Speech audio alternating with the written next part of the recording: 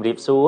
សូមស្វាគមន៍មកកាន់ក្រុមហ៊ុន Volten International Cambodia ខ្ញុំបាទសុករភុនជាទីប្រឹក្សាវិទ្យាសាស្ត្ររបស់ក្រុមហ៊ុនក្នុងវីដេអូមួយនេះខ្ញុំចង់ណែនាំអំពីផលិតផល V Cafe នោះគឺកាហ្វេខ្ញីខ្មៅដែលលាយបញ្ចូលគ្នានូវសារធាតុផ្សំពិសេសៗដូចជាគ្រាប់កាហ្វេ Arabica Brazil ចម្រាញ់ខ្ញីខ្មៅចម្រាញ់សម្បកផ្លែមង្ឃុតនិងសារធាតុផ្អែម Nano V Cafe នេះប្រើប្រាស់ចម្រាញ់គ្រាប់កាហ្វេ Arabica Brazil ដែលផ្ទុកកម្រិតកាហ្វេអ៊ីននិងអាស៊ីតទាបបំផុត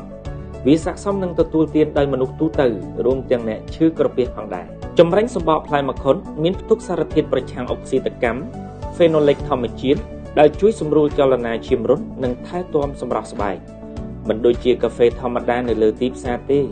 វីកាហ្វេមិនប្រើប្រាស់ស្ករប៉ុន្តែត្រូវបានសម្រិតសម្រាំងយ៉ាងពិសេសដោយប្រើប្រាស់សារធាតុផ្អែម Nano ធម្មជាតិដែលចម្រាញ់ពីអំពៅខ្មៅដោយប្រើបច្ចេកវិទ្យា Nano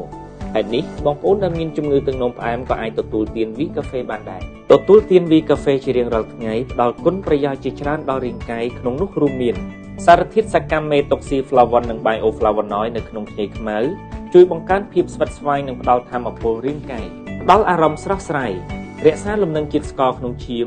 ជួយដុតរំលាយខ្លាញ់និងសម្រក់ទម្ងន់ជួយថែទាំសុខភាពពោះវៀន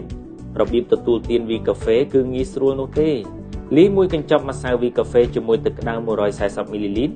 លោកអ្នកក៏អាចលាយជាមួយនឹងម្សៅខ្ញីខ្មៅ VO4 ចូលបន្ថែមផងដែរប្រសិនបើលោកអ្នកមានបំណងចង់សាកវីកាហ្វេនេះឬចង់ដឹងព័ត៌មានបន្ថែមសូមទាក់ទងអ្នកដែលបានចែករំលែកវីដេអូនេះទៅកាន់លោកអ្នកឬចុច link ខាងក្រោមសូមអរគុណចំពោះការទស្សនាវីដេអូមួយនេះ